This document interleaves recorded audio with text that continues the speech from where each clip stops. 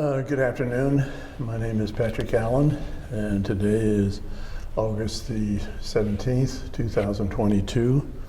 I'm an interviewer for the Veterans History Project for the Library of Congress, and we have the privilege today of interviewing a military veteran, Robert Arledge, and we're here at Otterbein Retirement Center.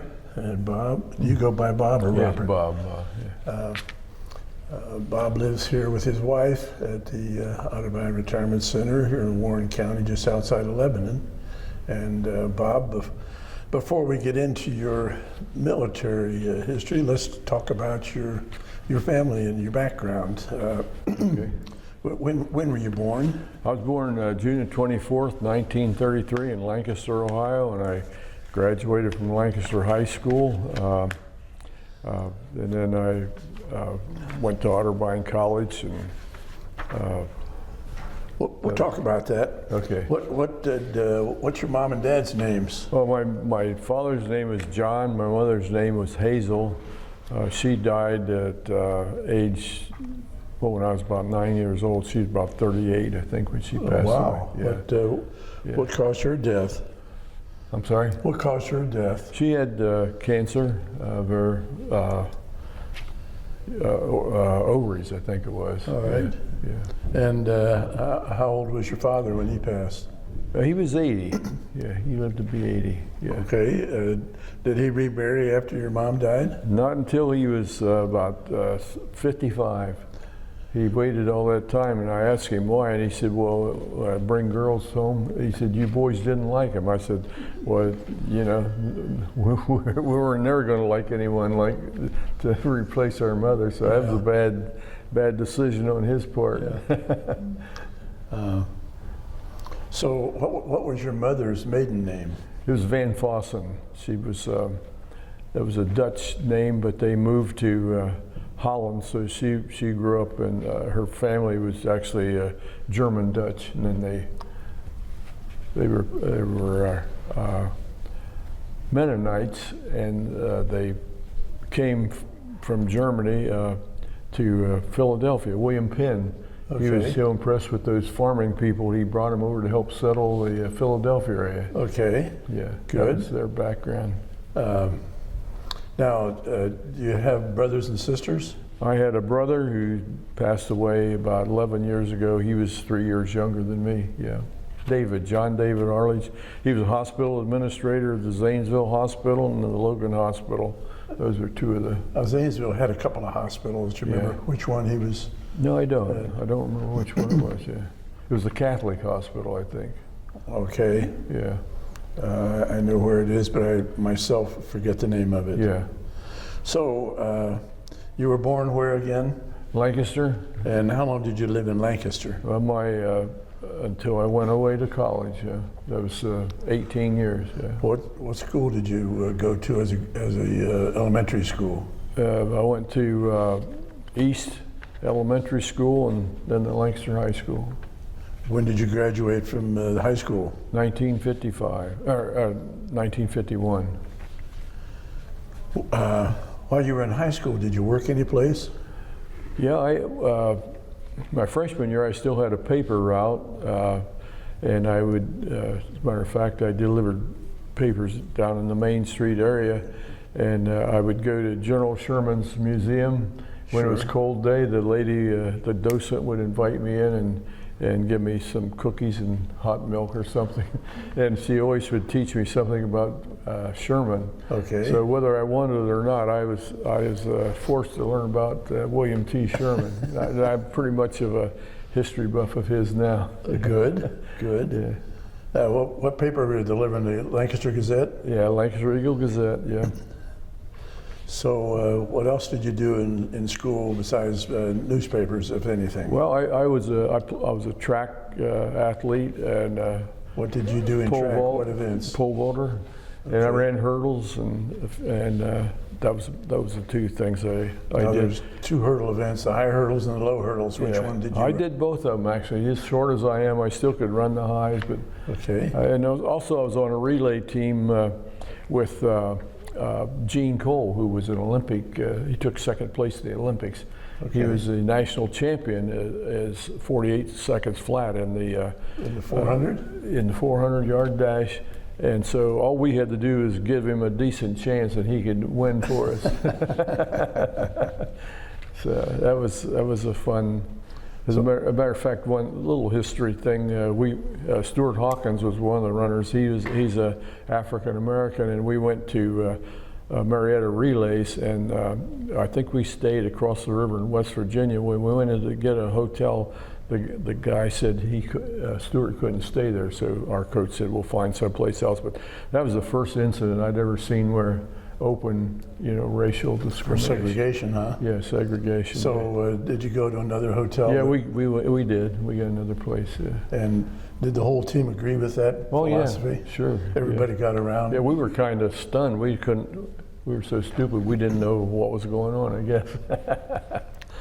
Yeah. So after Lancaster High School, there was another school in Lancaster. It was St. Mary's? St. Mary's, yep. Okay, but you went to the public school. Yeah, and then it's now Fisher High School, which is The Catholic school. I delivered papers to the Fisher, the CEO of Anchor Hawking Glass. And he donated the money for the St. Mary's High School to be built at a new site, and quite a nice school now. Yeah. Okay. Yeah. So then after high school, you decided to go to Otterbein? Yeah, I did. Why did you choose Otterbein? Well, I was recruited for sports, track and football. Yeah. So you go there on a scholarship? No, they didn't give scholarships, but I had a work grant. I worked, and I was able to pay for a lot of it. Good. Yeah. What events did you participate in college? Well, I was a backup quarterback in the football team, and I was a pole vaulter on the track team, and again I ran hurdles and relays. Well, I know from just knowing you for several years that you have been a senior Olympic pole vaulter, Right. but in college, Yeah. what heights did you attain in your pole vaulting? I think it was 1952 at Otterbein, the Ohio Conference Championship was held at Denison University, and I took a second place with a 12-1 vault. But we had bamboo poles. We landed in a sand pit, Right. which was a lot different than it is today, where you land on the foam. And those pole vault poles they have today, they just catapult you over the bar. Yeah, it helps. Bamboo was bends stiff. a little bit, takes some of the stress off your shoulders. When you're running full speed and plant, that's a lot of stress on the shoulders. And the bamboo just didn't give it all, No, did not it? that much. Huh? Yeah. So what did you study there at Otterbein? I was a biology major. I had a major in Spanish also. I don't know why I did it. Just something I could get A's in, I guess. So I took that. Before I forget, what was your dad's occupation? My dad was an automobile mechanic for Campbell Motors there in Lancaster in Lancaster, and he had started out as a test driver for the Chrysler Corporation. And before my mother would marry him, she made him say he was going to quit driving. And that was the deal. He had to give up his driving. He also drove race cars with Duke Dinsmore and Spider Webb, who drove at Indianapolis. But she wouldn't marry him if he was doing that racing. So that was the end of his career. So your mother to be was more important than his car racing. Apparently, yeah, Good. that was good. Now, did your mom work outside the home at all? Before she married him, she was worked in Anchor Hawking Glass there in the accounting section. Yeah. And that was probably one of the biggest employers in Lancaster, wasn't it? That was it. They were about probably 80% of Lancaster worked for Anchor Hawking Glass. Yeah. Did your brother go to Lancaster High with you? Yes. Yeah. So after you entered Otterbein during the summers, or weekends or holidays? Did you work any place? Yeah, I did. As a matter of fact, I worked at Acre Hawk and Glass a couple of years. I worked in the furnace room. I would shovel coal into the furnace so they could melt the glass, and we'd work about 15 minutes, and then you'd take a break and go outside, and other, usually college kids, would go in and shovel. It was very hot, and but I was pretty muscled up after working all summer shoveling that coal. You had to shovel fast and pretty heavy load. So what was your shift? An 8-hour shift? Yes. And every 15 minutes you get a little break? Yeah, a little break, because it's so hot. You'd go out and drink water and then go back in again. Then one other summer I worked at the Boys Industrial School, a reformatory for boys there in Lancaster. I think it's still there. I'm not positive. What did you do at the industrial school? That was kind of like a shift. I had a group of boys, 15 or 20, and we'd go out and work in the gardens. They pick their own, grow their own food and can it there at that time. So I had a group, just keep them from fighting and that type of thing. Okay. Yeah. These were boys that were sent there from the court systems? Yes. Yeah. Yeah. All right. Then you entered the Air Force. Mm-hmm. And what caused you to pick the Air Force as opposed to some other military branch? Well, it was the draft was still on, so when I graduated from physical therapy school, I was about to be drafted, and there was an Air Force colonel who was one of the hospital administrators at the Cleveland Clinic where I'd taken my physical therapy course, and he talked to me and he said he could help me get in the Air Force, which he did. I got a direct commission, and that was how I did it. It just happened that he had been Air Force and he helped me get in the Air Force. I did it just to avoid the draft. So what rank did you enter then? I entered as second lieutenant. Yeah, that was a pretty big deal for me at that time. I was very excited about that. Well, most guys in college went through ROTC and got a second lieutenant, but did you do that? I started out in ROTC, and when I found out I was going to physical therapy school, they said, well, back then everybody that graduated went into pilot or navigator school, and they said you can't go to the school. So I dropped my junior year. I dropped out of ROTC, and just then when I graduated, I went right into PT school, and then fortunately got the direct commission. What's the fellow's name that helped you get that direct commission? Do you remember? Oh no, I can't. Okay. I can't think of it. Well, if it comes to you, just mention it. Okay. So where did you go to enter the draft? Well, I took my physical in Columbus. It was a Columbus Depot. You had your physical exam. Columbus General Depot, yes. Out on the east side? Yeah, that's where I went to get my physical. And I had an aunt that worked there. What? I had an aunt that worked at the General Depot. Yeah, it was quite an experience to go through the line and get all your shots. And Where did they send you for basic? Well, I went to Gunter Air Force Base in Alabama. It's just outside of Montgomery, Alabama, and we were there for like 6 weeks. What did you do during the 6 weeks? Well, we had training in marching and we just learning military customs and learning how to be an officer. What kind of living quarters did you have? We lived in barracks. We lived in barracks. Everybody, it was all medical people, doctors, dentists, physical therapists, health physicists, veterinarians, that type of thing. We all lived in a long barrack. We had a cot or bunk just like you see on TV, barrack type situation. Was there any designation to the unit you were in, any numerical or division number? No, we were just all in that one class. It was just class number. Okay. Yeah, I don't remember that number. So after basic, where did you go? I went to Scott Air Force Base in Illinois. What did you do there? Well, I was a physical therapist.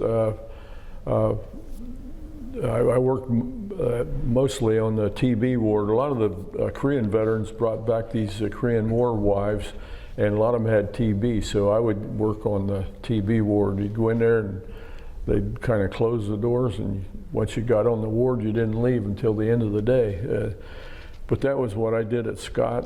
One interesting thing was that at that time in 1957, when I got there, they were just closing down the segregated barracks, and my sergeant that worked with me, he was a little concerned about it. He was an African American from the Mississippi Delta, and he wasn't quite sure that it would work moving in with the white people. He didn't think that it would work, but he had reservations. I think he was concerned he might get beat up or something, but it worked out fine. That was, I think Harry Truman was the president at that time, and ordered that the military integrate their barracks.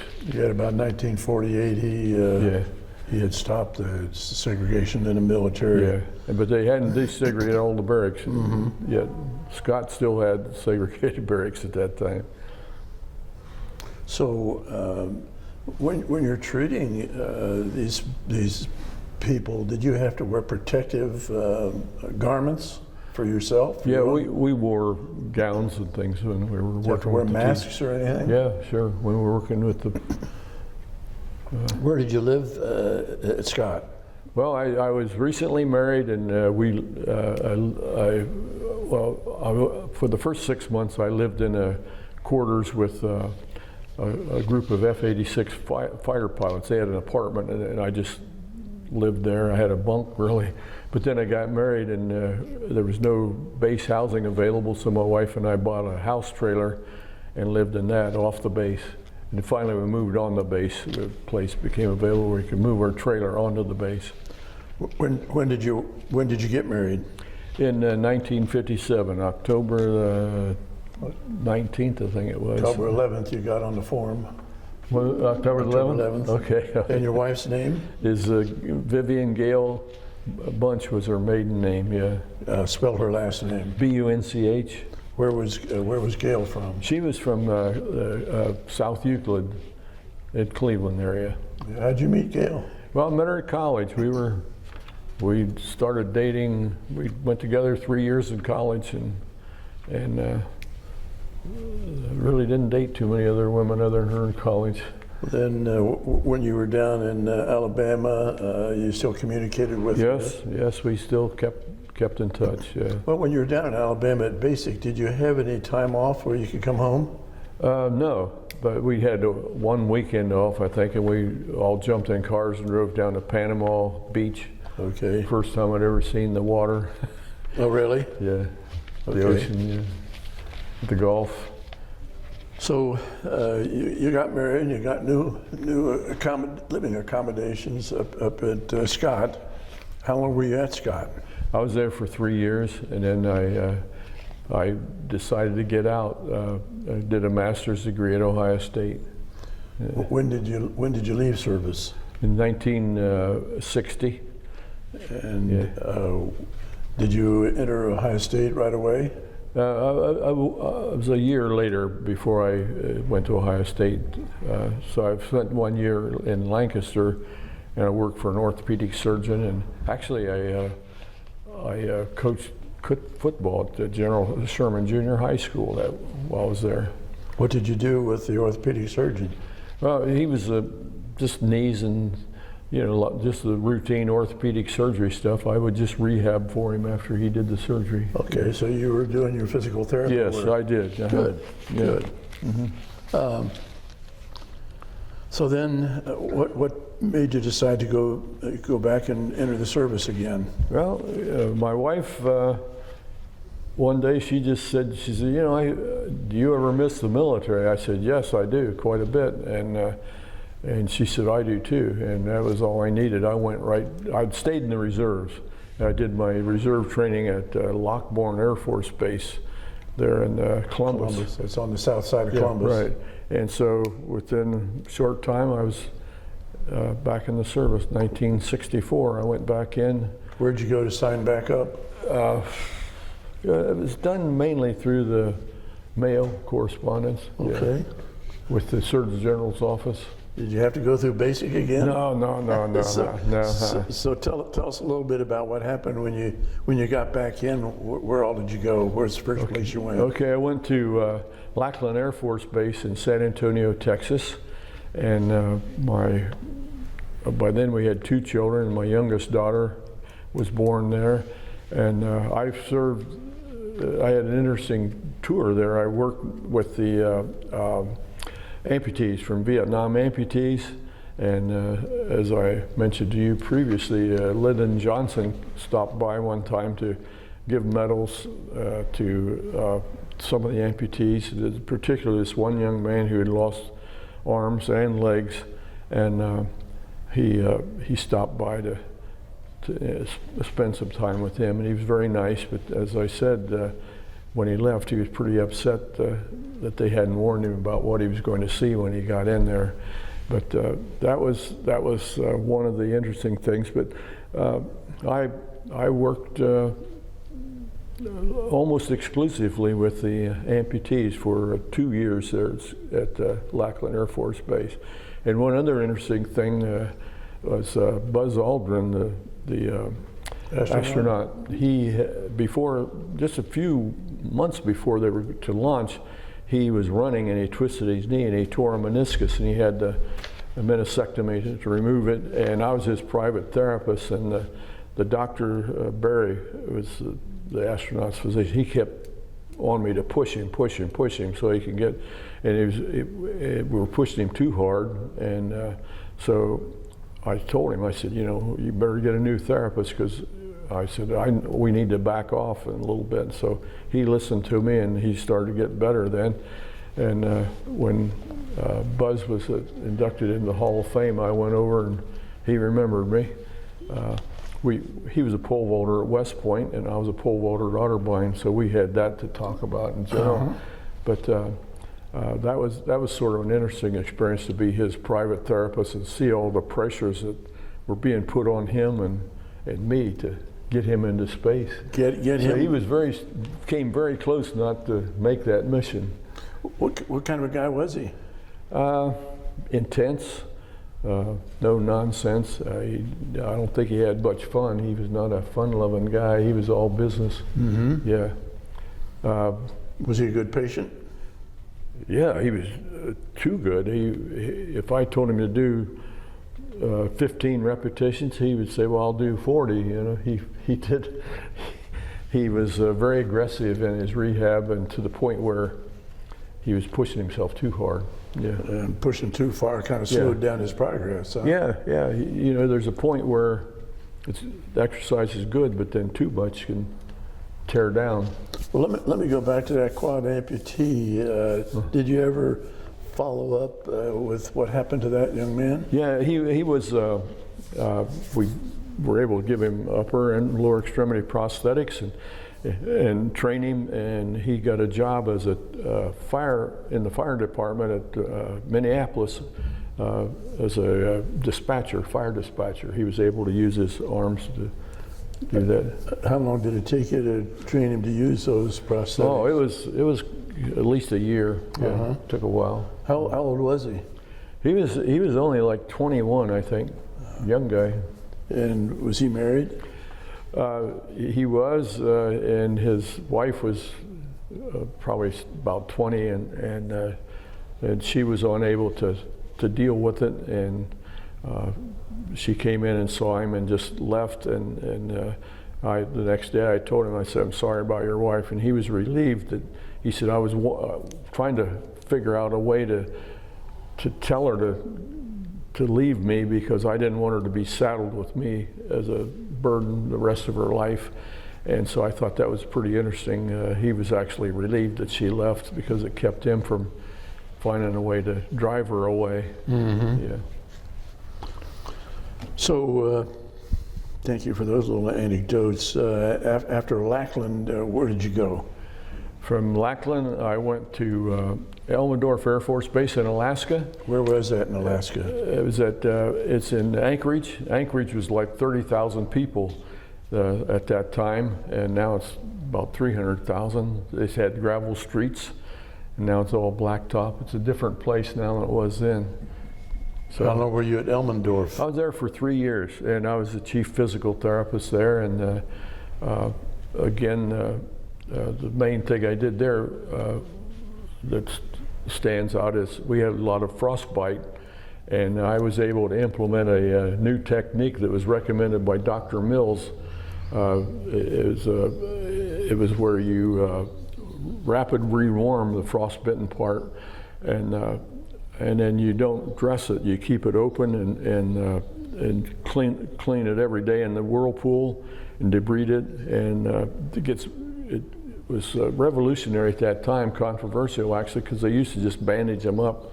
And another interesting thing, back in those days, if you got frostbite, they kept it, when they brought them in, they'd keep it in snow, because it was an old wives' tale. Napoleon Bonaparte, when he was going through Russia, his troops were getting frostbitten feet. And he found out if they warmed them at night by the campfire, they couldn't march the next day, and they had to put them on wagons. So he ordered them to put ice or snow on their feet. And so that concept continued until that day, that present time. It's unbelievable, but that was the way it was done. So this Dr. Mills was a Army pilot who was shot down and had frostbitten feet, and he did a lot of study on frostbite, and it was his idea, but I was able to implement it and kind of revolutionize the way frostbite was handled. And I had several articles published, and requests for the article from Poland and Russia even, a lot of different places. I was pretty flattered that it was that well received. Now it's standardized care for frostbite. Good. Mm-hmm. So did you just take care of military people, or were you able to take care of civilians? No, we only did military. Okay. Yeah. Mm-hmm. Well, I'll take that back. There were a couple of Japanese mountain climbers who trying to climb Mount McKinley, and they got frostbite, and they happened to put them in our hospital. I don't know why we got them, but we did this treatment on them, and they didn't want to go back to Japan because they were afraid that they would amputate right away. That's the way they did, if they just amputate. And were you able to treat them successfully? We did, yeah. Good. We saved their fingers. I think they lost some toes, but. Well, tell me about your living accommodations up at Elmendorf. Well, you and the family. When we got there, we lived in somebody's basement. There was no housing, and it was a nice basement. It had a fireplace and 3 bedrooms, and it was a nice. But we were there for about 6 months. Then we moved on to the base, and we had a duplex that we lived in base housing, which was very nice. The kids could walk to school, and it was. I remember the first night or first day when my wife opened the door to send them to the school bus when we're living off base. It was totally black, you know. In Alaska, it's dark in the fall and winter. It stays dark, and in the summer it's always light. And our kids looked out, and it was snowing, and it was cold, and they didn't want to go. And so we kind of shoved them out the door and said, "You hear those kids? Follow your noise of those kids, and that's where you go to meet the bus." So they did, and I kind of snuck behind them to make sure they got out there okay. They didn't know it, but that was a leap of faith on their part to do that, and it was hard on my wife too. She was pretty struggling a lot with that, yeah. Mm-hmm.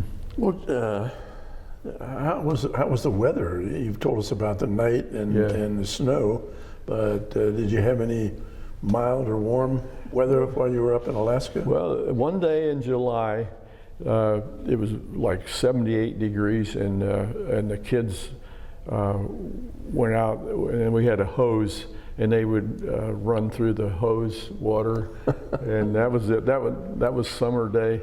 But other than that, they had a lake called Goose Lake, and people would go swim in that. But it was pretty cold. Actually, in the winter, though, it wasn't that bad because it was kind of a dry cold. Okay. Yeah, it wasn't. Yeah, it started to snow like in August or September, and it didn't melt until April. It was called the spring breakup. And you had snow studs on your tires, and we had a electric cord that ran from the house out to, it was like a hitching post, and you'd plug your car in at night. The head bolt, you plug it in, and it kept your car warm. And it had a little heater inside the car, and when you go out in the morning, the car was warm, and the water in the radiator was warm. Did you have to do that about every night? Yeah, we did that every night. Yeah. Uh-huh. What kind of school did the kids go to? There was a base school. It was a military-based school. It was an excellent school. Yeah, they have. How about teachers? Were teachers They were military good, people? very good. As a matter of fact, it's a better job teaching for the military on a military base than it is probably teaching in the civilian community. There are a little more perks, and I think a better pay. But you have to travel around different places. Yeah. How did you get to Elmendorf from Lackland? Why did you volunteer to go up there? Or did they just send you? They just sent me up there, and one of the orthopedic surgeons, who was two of the orthopedic surgeons at Lackland with me, were sent to Elmendorf. So that was how they requested me by name when the therapist left. They wanted me to come up, and so I did it. It's always good to go where you're wanted. Well, for sure, for sure. Yeah. So from Alaska, where did you go, Bob? From Alaska, I went to the Air Force Academy, and I was there. Colorado Springs? Yeah, Colorado Springs. I was there from 70 to 75. We lived in base housing. Our house backed up to the Pikes Peak National Forest. It was like country club living. It was this wonderful place. Our kids they cried when we left there. They didn't want to leave. It was just a great place to be. And I'll tell you one story. I think it was 1972. Air Force Academy played the University of Colorado in football. They'd done that ever since the academy opened and had started playing football. And the Vietnam War, the Colorado was a real liberal place, and they were very anti-Vietnam War. And so I was assigned to be a bus chaperone when we went to the game, because the cadets would march on. You've seen those march-ons at the game. And the bus parked about a half-mile away, and we all formed up and started to march. And these students started throwing snowballs, and they'd run up and grab their hats and sometimes even punch them. And I thought, oh boy, these cadets are going to break rank and riot with these students. But they didn't. They remained disciplined and marched on. Some of them had cuts on their face or eye from snowballs, and they marched on, and I was really proud of them because I was almost saying, man, I hope they beat those guys, but they didn't. They stayed disciplined, and that class of 72 and 73, there's just a whole bunch of them that were killed in Vietnam and buried at the Air Force cemetery. They're just outside the football stadium, and I thought, these kids that were throwing snowballs at them, they didn't realize what wonderful young men they were abusing and taking advantage of. So anyway, General Clark, he was a commander of the academy. Was that Mark Clark? Red Clark. Yeah. Mark? General Red Clark. He spent 1 year in a German prison camp. He was shot down, and it happened. So he was hit wearing his uniform. Someone threw and hit him in the eye with a snowball. And after that, the next day, he called the president of the University of Colorado. He said, the Air Force Academy will never play University of Colorado in football again, and they never have. So that was sort of a little side story I thought was interesting. Yeah. Well, I've heard stories about guys coming back from Vietnam and airports and how they got treated.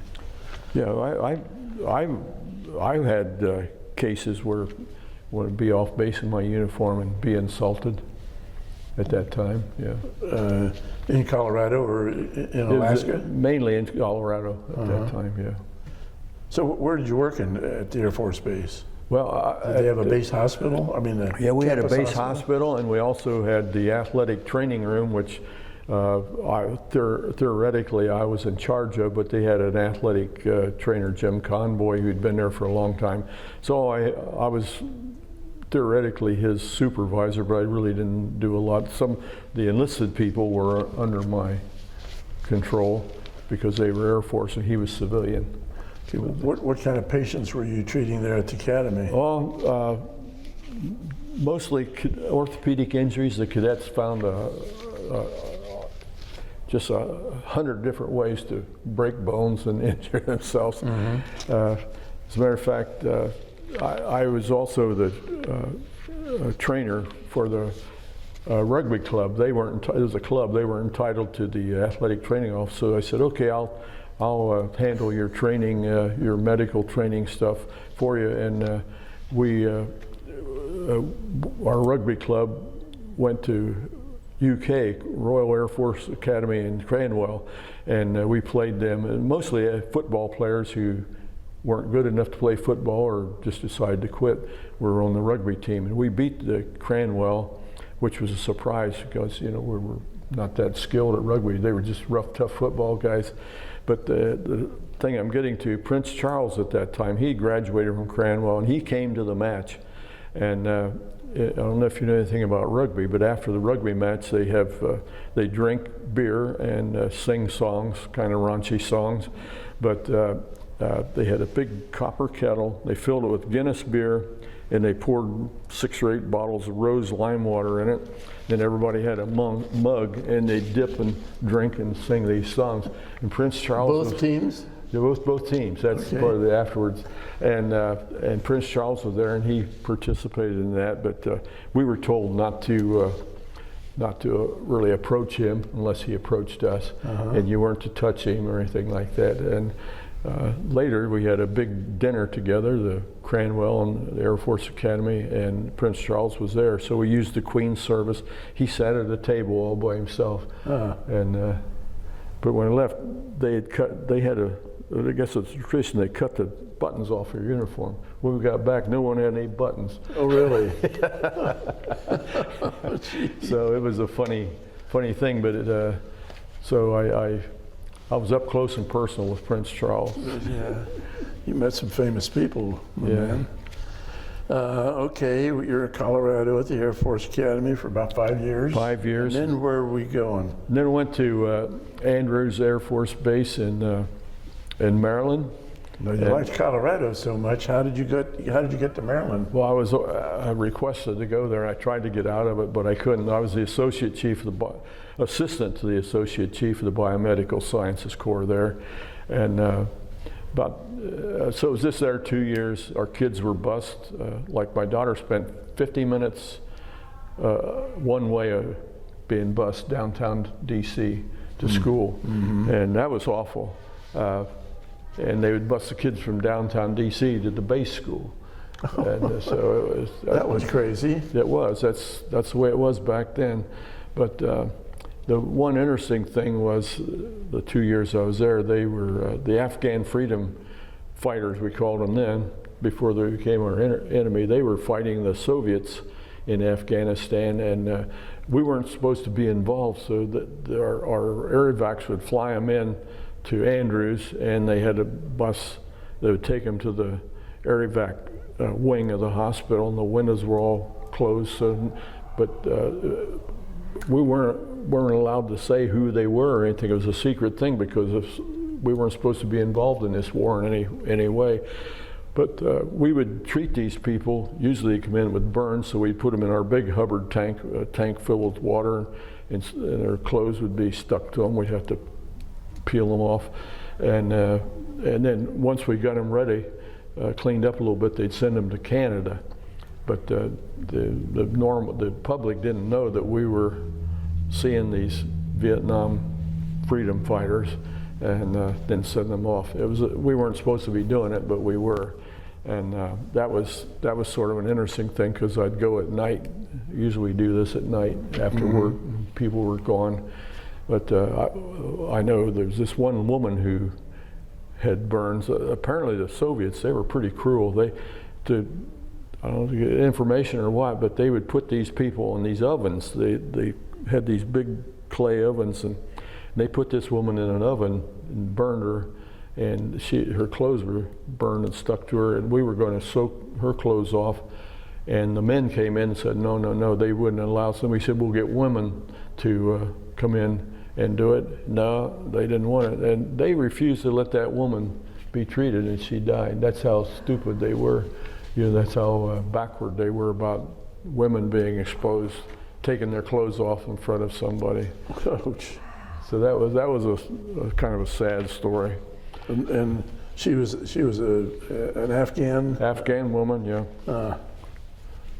And a lot of those Afghans that come were they'd stepped on mines and things. They were a lot of them were young boys. They were carrying ammunition, and they would step on mines that the Soviets had planted. So you had a lot of amputees there. Yeah, I remember there's one little 14-year-old boy that lost both of his legs, and they'd made sort of a something that he could still walk on one leg, and they had homemade crutches and stuff. And I brought back. He had a stick with this a bar under it. I brought crutches and fit him with them, and he was very suspicious of getting rid of his old crutches. Oh, really? Yeah, he wanted to keep his old crutches. They were pretty suspicious people. Did any of them speak English? Yes, they did. A few of them did. Surprisingly, not a lot, but they could converse. How did they react to you when you're trying to help them with their medical problems? We did have somebody who was could interpret for us. Yeah. Well, did these people appreciate what you were trying to do for them? I don't know. They were, like I say, they were very suspicious of everybody. Not me, not just me, but everybody. They didn't trust anybody. So after you guys finished taking care of them or getting them to the place where they could be transported someplace else, they'd go to Canada. Yeah. Now, how would they get to Canada? We'd fly them up in a medical air vac. Okay. And you were at Andrews, what, a couple of years? 2 years. And while I was there, Jimmy Carter was inaugurated president, and the commander called us in and said they need people to be on the parade route. So I was one that was picked to go, and we were to be stationed along the parade route. So it was very well policed, but we weren't. We were in civilian clothes, Okay. And so and Jimmy was walking down the street, and he happened to come over and shake hands with some people right close to where I was, So I was really watching to see what was going on, and then nothing happened, but he went right back out. And then Rosalind came over too, and I saw that came over? Rosalind, his wife. They've been walking around shaking hands. It never happened today, of course. Right. But that's the way they did it back then. But then one time at the officers club, I heard he was going to be there, and I went over to just to check it out. He was going to give a talk at the officer club at Andrews. So I went in, and there he stood, he and Rosalind and his Secret Service guys, and I just looked at him, and he looked at me, and I nodded, and he nodded, and I just kept going. I didn't stop to say anything. But that was another close encounter with a. Well, Mary and I were going or coming someplace on an airplane, and Jimmy Carter was on it, and he came back from the front all the way back to the back, shaking hands with everybody on the plane. Oh, he was a handshaker. Yeah. He was an interesting man. Yeah. So is Andrews Air Force Base your last place, or did you go some more? No, I came back to Wright-Patterson. I was here for 8 years. I got back here because my Dayton, Ohio. Dayton, Ohio. My father was very ill with cancer, and I asked for an assignment back here, and they gave it to me. And so we were here for 8 years, and our kids all graduated from Beaver Creek High School, which suburb of Dayton, Beaver Creek, between Dayton and Xenia. Yes. Beaver Creek. That's for somebody that's going to be watching this. Right. Yeah. 50 years from now, they don't know where Beaver Creek is. So, at Wright-Patterson, you worked there at the hospital. Yes, I did. Hospital. I was there for 8 years. And what kind of patients were you taking care of? Just the routine orthopedic and stroke patients. We treated a lot of retired people here. Okay. And you know, they were doing hip replacements at that time, and so we getting a few of those. But then just back aches, neck aches, dislocated shoulders, and knee injuries and things like that. So at Wright-Pat, were you now out of the area of treating wounded military people? Yes. Okay. We didn't treat any wounded, no. So you're at Wright-Pat for 8 years, and then did you go back to Andrews for a bit? Went back to Andrews for the last 3 years. That's where I retired as the Associate Chief of the Biomedical Sciences Corps and Chief of Physical Therapy. By that time, had your father passed away? Yes, and so that was, let's see, I got a couple of notes here. Yeah.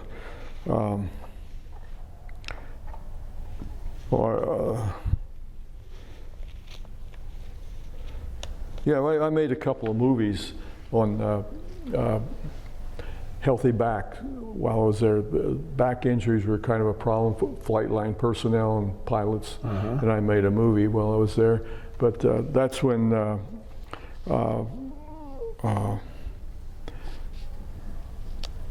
Colonel Fleming and we were on this committee to be on the War Medical Readiness Committee with Ronald Reagan, President Reagan. Okay. Did I mention that earlier? I'm not sure if I did or not. When we were chatting before. Yeah, okay, well, anyway. So describe this war readiness. War Medical Readiness, he wanted the military to upgrade their treatment procedures and protocol and improve their equipment for treating wounded people. So 8 colonels and a general and I, we were selected to be on this committee, and Brian Fleming, Colonel Fleming, who was a surgeon, he's deceased now, but we were in charge of the upgrading the burn care, and so that's what we did, and I talked to some people who had served in the war in Iraq and Afghanistan, and I asked them how it worked, and they said fine. So that was a nice surprise to when you plan something and buy the equipment, and it turned out to be effective and usable and easy to work with. So that was. When the military is buying this equipment, sometimes rumors say that the government's paying 3 and 4 times what this material ought to cost. Did you ever have anything to do with the purchase price of this equipment? Yeah, we did. But I'll tell you what, I was very, being a small town guy, I was very diligent about trying to keep the costs down, and I would, negotiate with them and I'd say, that's too much, we can't do that. And they sometimes would come back a better price. Yeah.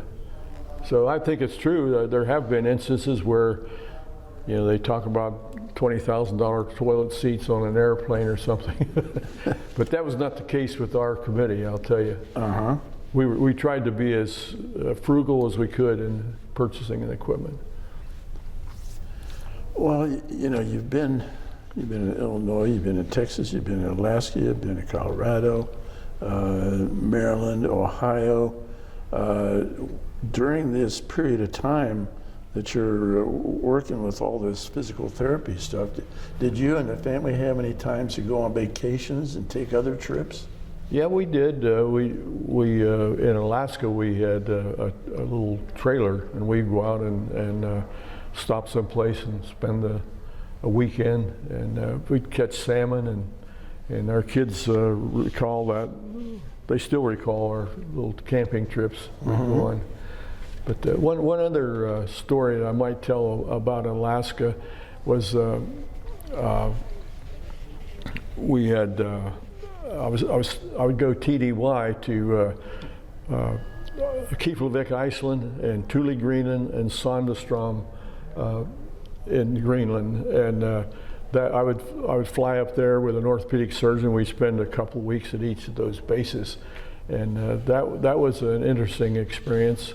And because they didn't have enough medical people, so we'd work with people who had orthopedic injuries at those places, and we'd send people up rather than try to send them back to Alaska or some place to be treated. So Greenland is a nasty place. Iceland is a beautiful place. I'd like to go back and visit Iceland, as a matter of fact. It's very pretty. But Greenland is a desolate rock with volcano. It's an old volcanic rock.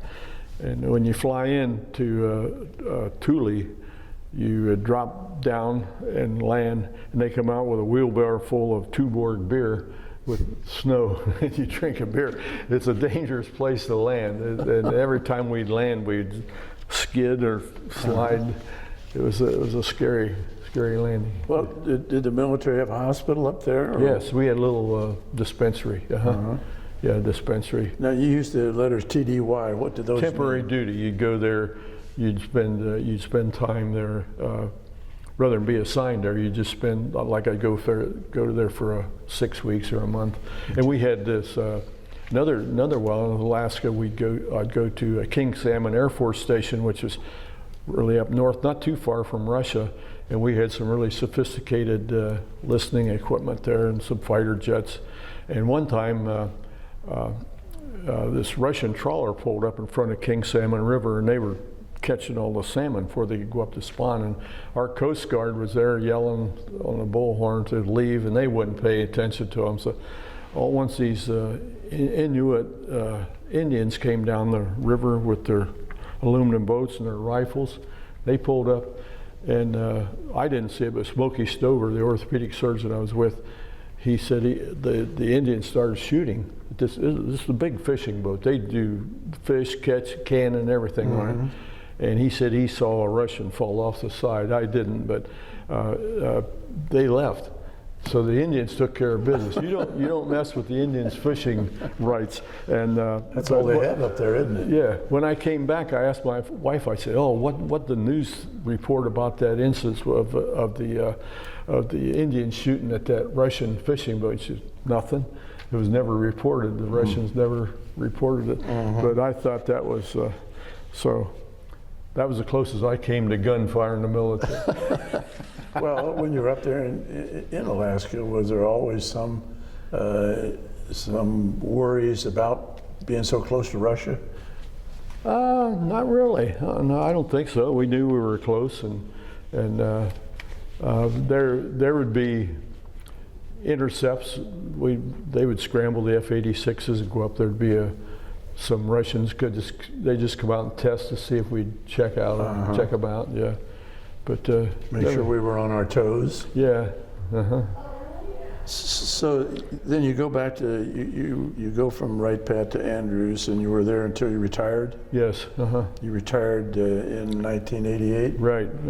So was that just what'd you do at Andrews? Were you chief there? I was chief physical therapy and associate chief of Biomedical Sciences Corps. And what'd you do with biomedical science? Well, make assignments for the Biomedical Science Corps and for physical therapy in particular, and just a lot of provide professional direction for the Biomedical Science Corps. That was the type thing. One other interesting thing, though, I'll point out General Benjamin Davis, who was Davis was a Tuskegee Airman, wasn't he? Tuskegee Airman. He was founder of the Tuskegee Airmen. He was a patient of mine, and he and his wife, wonderful people, never had any children. And my son was a good golfer, and General Davis was a good golfer. And our neighbor, our duplex neighbor, their son was a golfer, and so sometimes we'd play golf, and then when I couldn't play, he would call my son and Henry Kraft, and they'd go play with General Davis on the golf course. Always get good tee times with him. And was this in Dayton? No, this was in Andrews Air Force Base. Okay. But General Davis came to my retirement party, and I was very honored and flattered at that. He was a wonderful man. He went through West Point. They silenced him. No one would talk to him. He was the second African American to go through it, and but he's one of the best people I ever met in the military. He was just a wonderful man. Yeah. Now he passed away a number of years ago. Yeah, he had dementia. I I corresponded with him some, and I had some personal letters that he's written, and I've given them to my son-in-law, who's a big Tuskegee Airmen fan, and I have autographs of a lot of the Tuskegee Airmen, and so I gave it to him, and he understands the value of it. And I told him, I said, you know, maybe someday you can put it at the African American History Museum there in Wilberforce. Yeah, either that or send it down to Tuskegee Museum. Yeah, I called down there and they didn't get much of a response from him. But, you know, I don't know, they said we have a lot of stuff. And these were just letters that I've sent in. But he'd written a book, and I went up to the African American Museum. They didn't have it. And so I wrote letters to him, and I said, you know, they don't have your book, and so we negotiated so that they put the book in the museum. So those are some of the letters that we'd corresponded with. So those are historical documents now, I think. Well, 2 or 3 months ago, Mary and I interviewed a Tuskegee Airman, one of the few remaining pilots. Yeah. Neat guy. Yeah. Well, they were you talk about, I know you played basketball under a tough coach. I was told that General Davis was a tough coach, the commander. He said, you will be better, you will be the best. And they were very good. Let's see.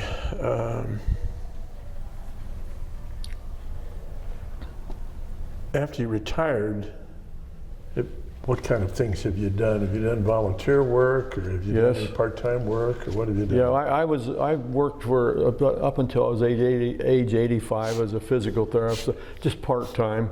And occasionally I'd do if a physical therapist, a female physical therapist was taking maternity leave, I'd work for 6 or 7 months at a time, but I didn't want to do full-time. But I did 6 years do full-time for the Greene County Educational Services Center, was working with the kids in the schools with disabilities. And I did that, and then I quit that, and I just did part-time. But I volunteered for the Dayton Urban Ministry, which is a Christian faith-based program over on Otterbein Avenue, as a matter of fact, and I did a board member for them for 14 years, and then I became involved with Kairos, which is a Christian prison ministry, and I still work with those guys. I take our church here at Otterbein has a food program, and I take it over to the Kairos, and it's distributed to the ex-convicts who need a little help. And so that's been a very gratifying thing. Service to others is rewarding. It has been for me, and also I became a senior athlete. I was a pole vaulter, and I've competed in the. I won the world championship, the 85 to 89 age group in Malaga, Spain, in 2018, and I have a meet this Sunday, as a matter of fact, at Oakland University in Michigan, at the Michigan Senior Olympics. I'm going there just to qualify, if I can, I hope I can, for the National Senior Games, which will be held in Pittsburgh next year. Okay, yeah. So when did you take up pole vaulting again after college? It was about 17 years ago. I had a Otterbein pole vault buddy called me and said, you want to come up and compete in the Ohio Senior Games? It was up there, where's the Football Hall of Fame? What town is that in? You remember? Canton? Canton. It was in Canton. I went up. I failed miserably. I thought it was like riding a bike. You know, you could do it. I couldn't. And so I started training seriously, and I've gotten better over the years, actually. Usually you get worse, but I've been able to get a little better. Not a lot, but some. But now you still don't use the old bamboo pole? Oh, no, I use fiberglass. Land in the foam pit. Yeah. As a matter of fact, I was out practicing last night with the high school kids that practice in the backyard of Terry Wassam, who's the coach at Wayne High School. And there are about 20 of us out there. And what do they think of you at your age out there pole vaulting? Well, you know, they appreciate it because they know how hard it is for them as teenagers, and for me to do it as an 9-year-old, they understand. I don't try to be their buddy, but you'd be surprised. They come over and talk to me and ask me stuff, and occasionally I'll give them a little tip, and they'll respond to that. And their mothers come. A lot of them aren't old enough yet to drive, and so their mothers come, and I've gotten to know the mothers. They'll take video of me and send it to me, so I can work on my mistakes. But actually, it's been a very good relationship. I know there's one girl that I vaulted with, and she went off to Wright State, was on a scholarship and vaulted there. I hadn't heard from her for 4 years. And all at once I got a handwritten note from her. She said, Colonel Bob, I just wanted to let you know that I met this really nice guy at Wright State, and we're going to get married such and such a date. And she said, just wanted me to know. I thought, well, that's pretty cool. Yeah. And so I wrote a nice note back to her. She didn't invite me to the wedding, but she let me know. Well, that's good. Save you from having to get a gift. Well, I was going to ask you, when you retired, what was your final rank? Colonel, full colonel, yeah. Okay. 06. And I was that for about 6 years, actually, in the Air Force. And I missed it when I retired. You know, colonel has a little prestige and a little clout. And when you take those bars off, you go out in the civilian world, you're just nobody. Another person. You're nobody. That's kind of hard to deal with for me for a while. Yeah. Well, let me run through these awards that you've had. You got a Meritorious Service Medal with 1 oak leaf cluster. Right. Now, what did you do to deserve the oak leaf cluster? It's just another Meritorious Service Medal that instead of giving you 2, they give you the oak leaf cluster. I think it was maybe the War Medical Readiness thing that I did. I can't remember. That's a shame, but I can't remember a lot of that. You got an Air Force Commendation Medal with 1 oak leaf cluster. And I don't remember what that was for either. You got an Air Force Outstanding Unit Award with 1 oak leaf cluster.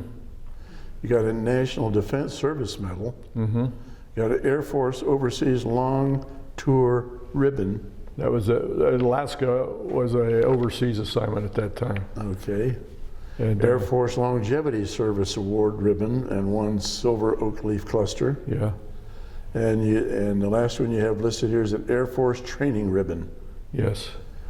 And that's just kind of a standard thing. Not that big of a deal. Okay. You've got 3 children. Robert. Yes. How old's Robert? He's 60-something, 64 maybe. Where does he live? He lives in Beaver Creek, and he just retired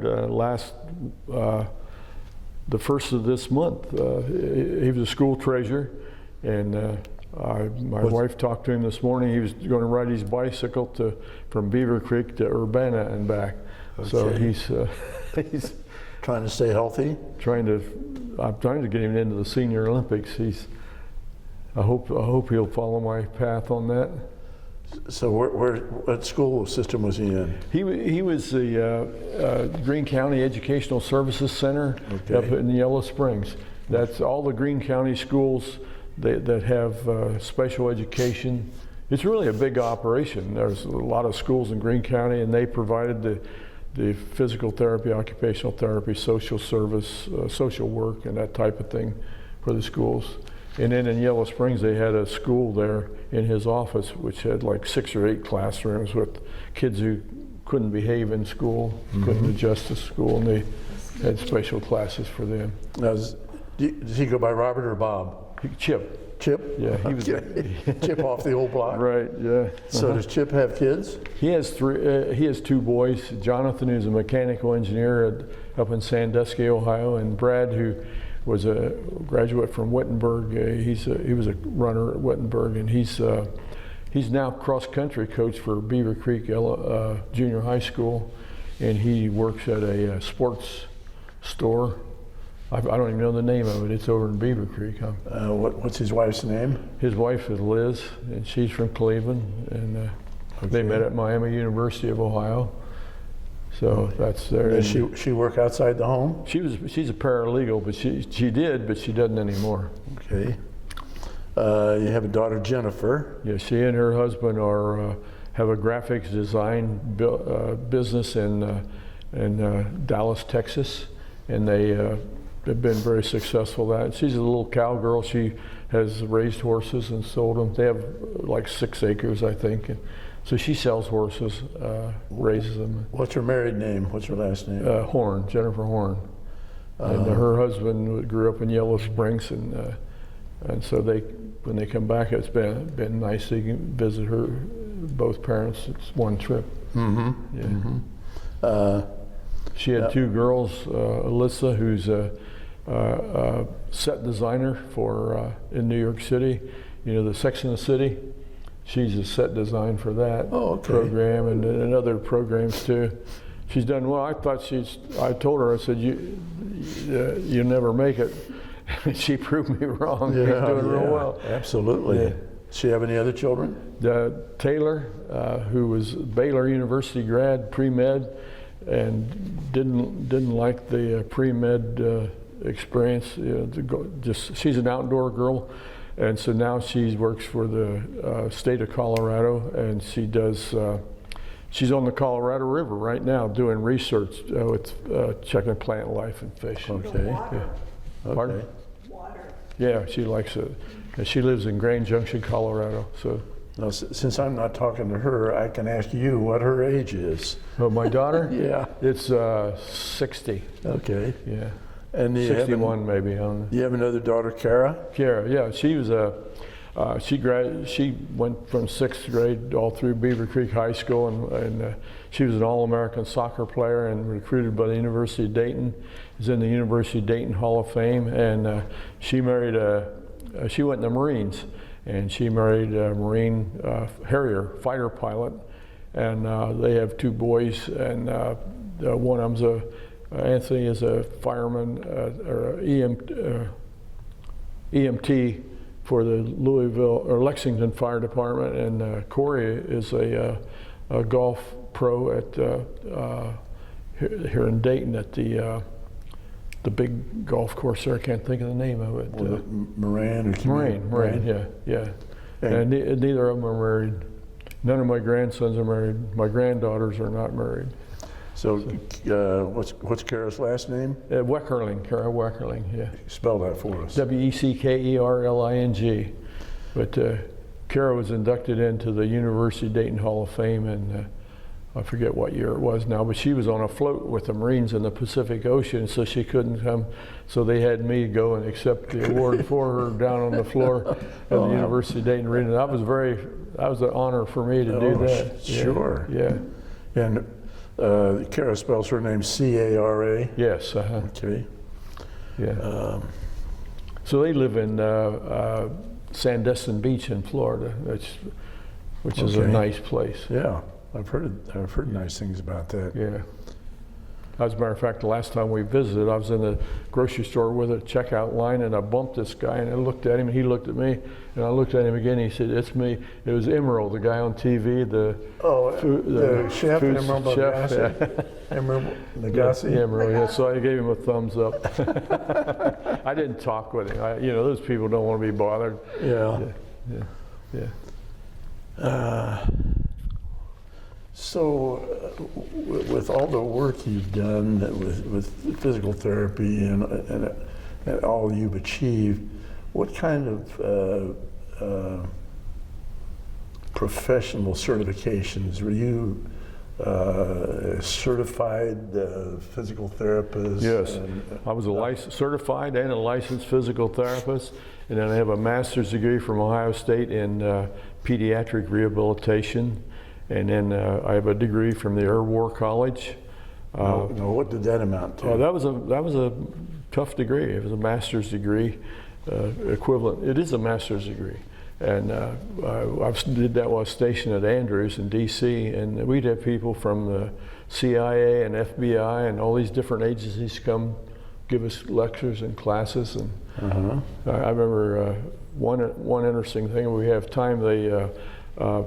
The CIA came and he would show these different leaders and give a profile of what they were like. A lot of them are nuts. But these are foreign leaders. Yeah, foreign leaders, yeah. And But this one picture was of a beautiful woman, really dressed nice, and they said, "Who do you think is it?" No one knew. It was Muammar Gaddafi. And when he would travel, he would dress up like a woman. If you remember him, he was a very handsome guy, very pretty almost. But, he would had these beautiful women's wardrobe. So he wouldn't be recognized. I guess, or maybe, but It could have been security. and maybe he liked doing that. Who knows? Oh, yeah. But that was just one little thing that we studied the profiles of these different leaders. They'd bring up information about their idiosyncrasies, and a lot of them had some pretty bad idiosyncrasies. But we surely had the goods on them, I'll tell you that. Yeah. Through our. And I'm sure they have the same information about our leaders. They know what they're up to. Probably know what they have for dinner. Yeah. Out of all the assignments that you had, what was the one you liked the best? You know, Alaska. I really did. Everybody would think it'd be the Air Force Academy. That was a close second. But Alaska was like the Wild West. People wore sidearms. This is back early, in the 60s, and they had guns in their trucks. And but if you broke down on the highway, people would stop and take care of you. There was very little crime, and people were so into looking after for one another. It was just a wonderful place to live, and a good environment, and it was safe. Like I say, there was just not any crime. What was the most rewarding for you? I think the working with the amputees at Andrews Air Force, or at Illinois Lackland Air Force Base. Lackland Air Force Base. Lackland, okay. Yeah, that was very rewarding. And I still, and even when I was stationed in Alaska, when we'd offload some of those guys who were injured a lot, they'd fly right from the battlefield. It was, they didn't have a lot of hospitals there, and they'd fly them right to Alaska. Some of them would die on the trip. We'd offload them. And then others we'd put up in the hospital. And this is another little story. One kid had lost his legs, and he was really kind of stressed out. And I went over to talk to him. I said, "Where are you from?" And he said, "Cincinnati." And I said, "Oh, you're a Reds fan?" He said, "Oh, yeah." He said, I said, "Well, I am too." He said, "Well, before I went to Vietnam, I went to a Reds game at in San Francisco, the Giants." And he said, I was outside trying to get autographs, and he said, Joe Nuxall came out and saw me in my uniform. It was and he said, he talked to me, and he said, "I'm trying to get autographs." He said, "Will you sign it?" And he said, "Yeah." And he took me into the clubhouse, and he said, "I got autographs from these people." And he was just so, that was my last experience on the American shore, was Joe Nuxall taking good care of me. And he said he even took me in his cab, drove me back to my quarters, or the hotel, wherever he was or not. So that was sort of a tribute to Joe Nuxall that I thought was interesting. Yeah. Well, we've been here for a good while, talked about a lot of things, family, service, jobs. Is there anything any notes that you have that no, I don't think so. We haven't touched on? I've covered pretty much everything. That's about it. Interesting story about Buzz Aldrin. That was and especially I got when I went to his induction into the Aviation Hall of Fame. When I walked up to him, he looked at me and like, "I know you." And I said, "I was your therapist." He said, "Oh, yeah." He said, I said, "Those were some rough times." And he said, "Yeah, but we made it." Because, like you said, he was stressing out, afraid that he might not make that flight. And so I like to think I was a part of history there. Well, you were. Yeah. You were. And well, let me thank you for this interview. Yeah. Thank you for your service. Thank you. Very good. Well, interesting. I appreciate what you do. This is a wonderful thing that you do. I honestly don't feel worthy of an interview because I was never in any combat, but I did do some things I think that help support the military troops, yeah. Mm-hmm.